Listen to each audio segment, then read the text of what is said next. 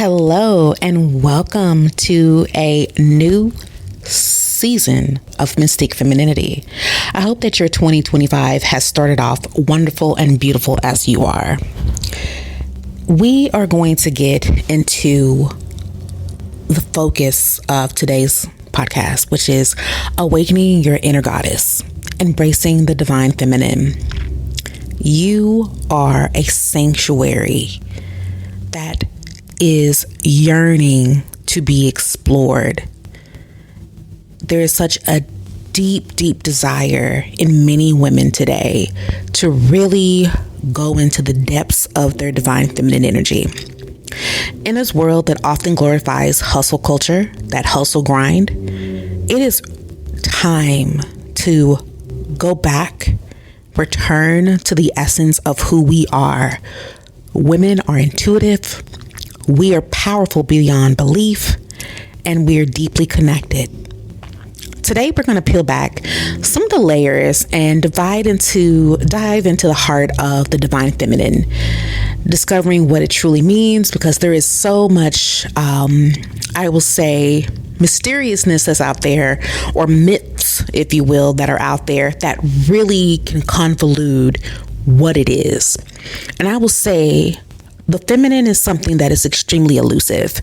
So I find that if someone is able to give you a very definitive answer of what the feminine is, you might want to raise an eyebrow just a little bit, especially if it's like very specific, because the feminine is something that is not. It is elusive. It is constantly transforming, constantly evolving, constantly shifting. But it is, like, you know what it is, but it is not going to be something very linear. It is opposite of linear. So now, whether you have felt that you are not feminine, because there's a lot of, again, because there's so much information out there are many women who believe that they're not feminine.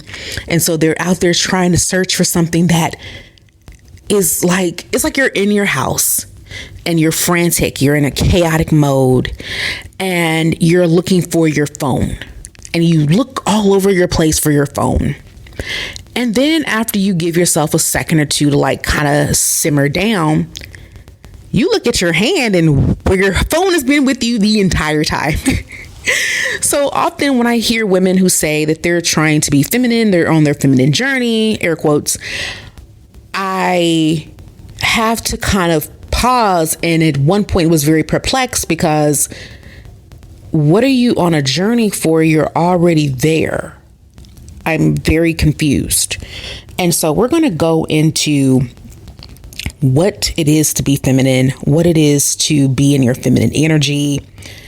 I would suggest that if you can, if you're not doing like a hot girl walk or something while listening to this, if you can, light a candle, grab a cup of tea, and let's dive into the sacred journey together. Now, first, let's get an introduction of what the divine feminine is. The divine feminine is not just a spiritual buzzword. It is an ancient archetype found in myths, cultures, and spiritual practices worldwide. So, this is not just one small area. This doesn't just represent one sort of ethnicity or culture or area. This is all over. Like if you research any, say, goddesses, you will notice that the goddesses are very diverse. There isn't just one. They don't just come in one color or one body shape. They come in all sorts of flows, and they aren't all of the same focus of being sexy either. Like there are some goddesses out here that I definitely would never want to be like meet up on with them on a back alley. Like that's lights out. It's curtains. But she is still a goddess. She represents nurturing, wisdom, and the intuition. These qualities all are wonderful. And they often in our world are surpassed because of how fast this world is. When I think of goddesses, there's like Isis, Kali, Aphrodite. There are the Orishas in African cultures. I mean, there are just numerous ones out there. And I like what the goddess is. There are so many of them. Like there's some that are just kind of nameless, but their traits and their effects were felt, which is again, the feminine. They all embodied strength, sensuality, wisdom. Today, these energies are being recognized in a modern context as a woman reclaiming their power, redefining success, and embracing their wisdom. Now, you may be wondering why now? There is a collective shift happening. People are realizing that balance, not just dominance, creates harmony. The feminine energy complements the masculine, creating space for intuition and creativity to flourish.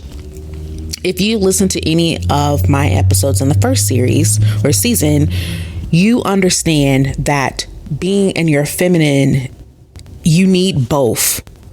You need both the masculine and the feminine. One is not better, higher, more valuable than the other.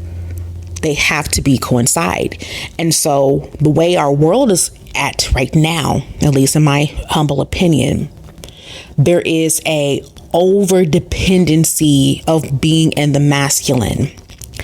And then those that are endeavoring in the feminine, there is a hyper vulnerability because there is such a high push for dominance. And that is coming from the masculine. We need each other. We need the masculine and they need the feminine. So if everybody's masculine, we're not getting anywhere.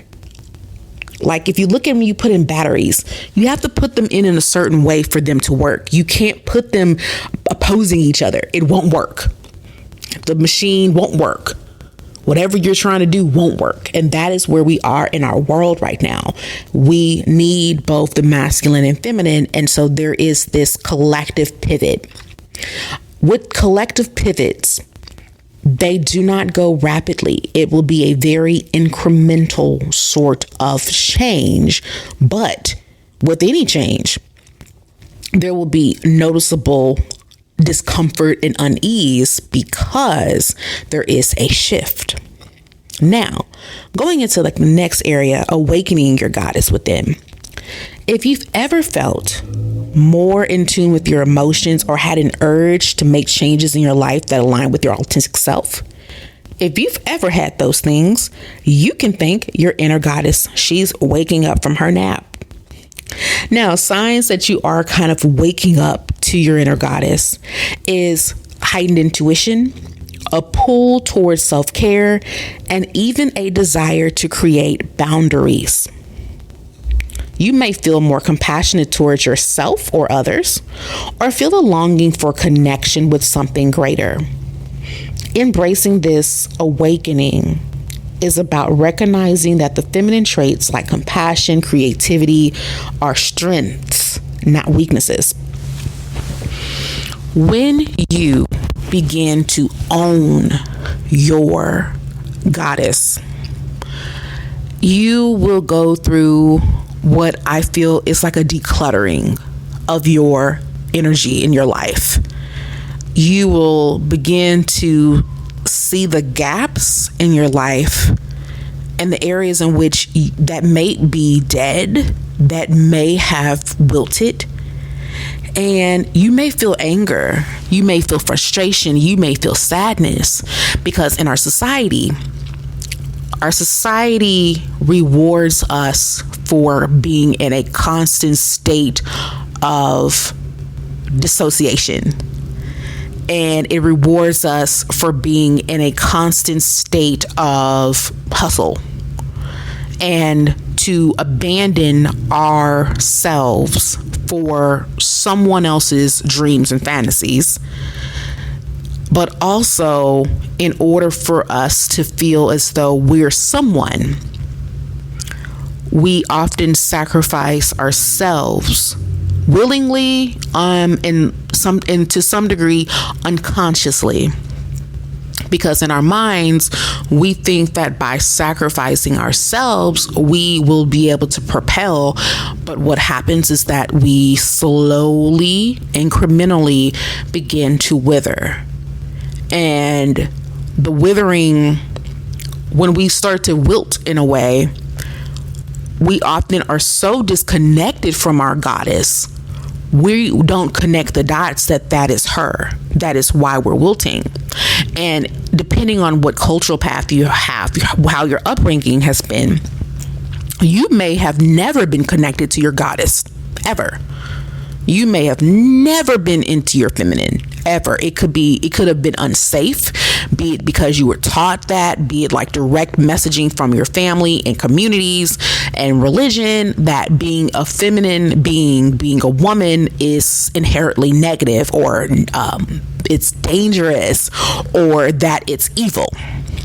So if you grew up with that notion, you've never been in tuned. So I want you to make sure that you don't beat up on yourself for not knowing, because you were never told, you were never taught. If anything, as soon as you were born, your feminine was deactivated. So if it's always been deactivated, there's no way for you to know that that's what's going on.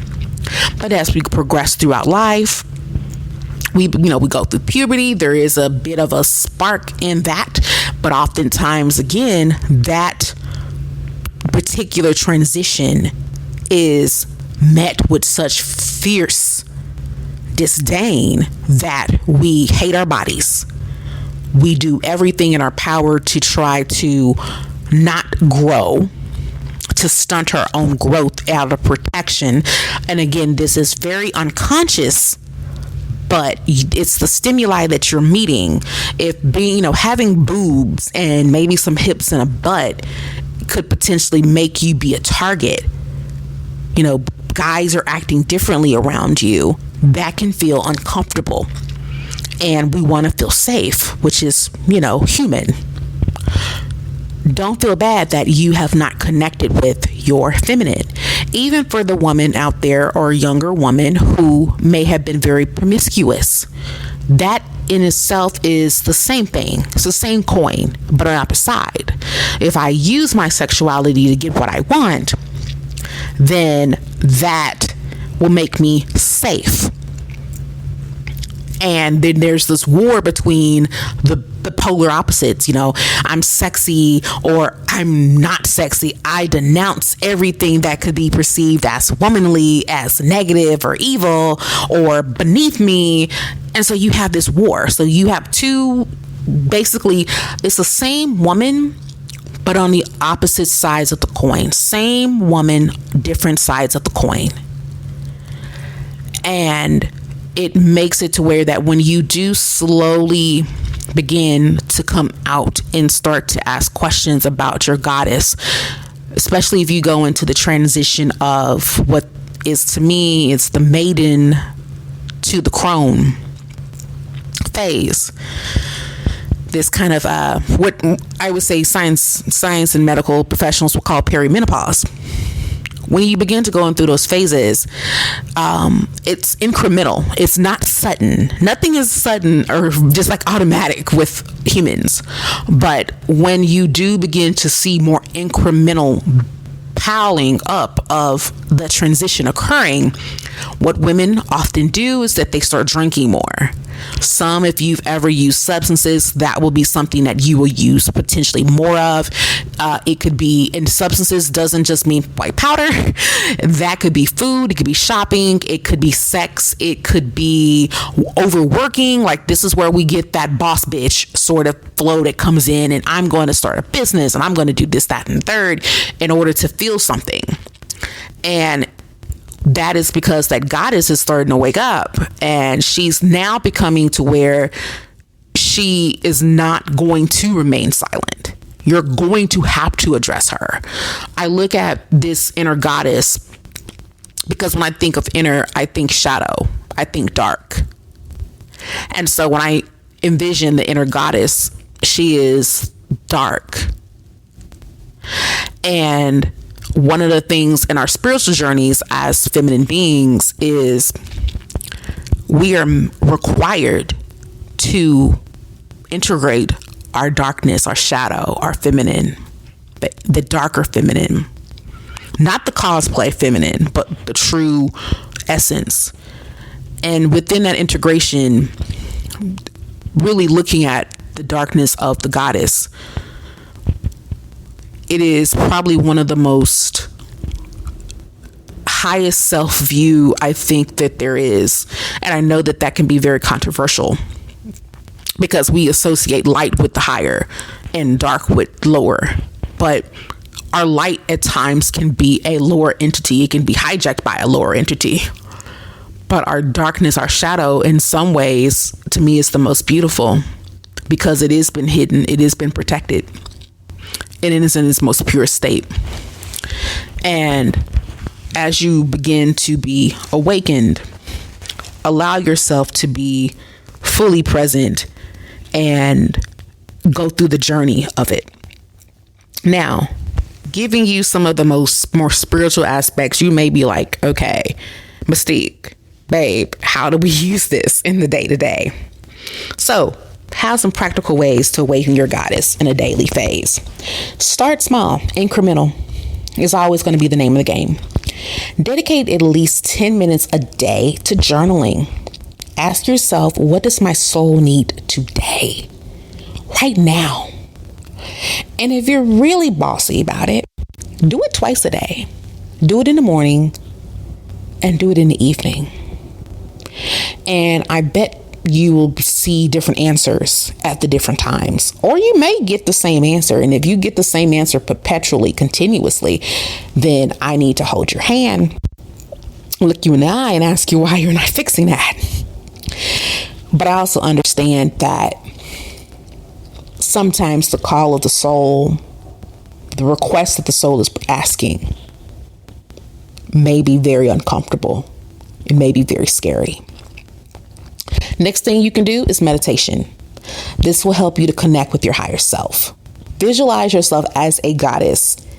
And I really want you to think of like, what would you, whoever you are listening to this, how will you be as a goddess? Don't worry about what representations you see out there, but think about you and your representation as a goddess. That is so, to me, empowering. So visualize yourself as a goddess, radiating light and wisdom. Create sacred self-care rituals. I'm a girl who loves her skincare. I may have to truly tussle to get out of bed in the mornings, but once I do, put my little slippers on, my silk robe, and being able to stand and do my skincare is one of the most wonderful things. And if I'm being real extra, it would be also doing my makeup, because it is, I've mentioned before, to me it's almost like a bit tapping into the glamour magic, because I have an intention in mind. I'm holding that and I am creating that vision through the efforts of my makeup application. This also could look like taking a bath with some nice oils and Epsom salts, lighting a candle, or if you're one of those girls, spending some time out in nature. It could be for a nice little walk. Sometimes I don't mind going out for a walk if it's cold. I don't like being out in the summertime. It's just a little bit too activating. Now, these moments are not just for indulgence. They're also extremely restorative.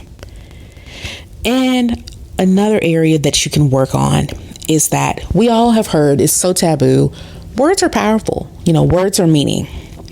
I have been feeling this way for a number of years. Words are spells.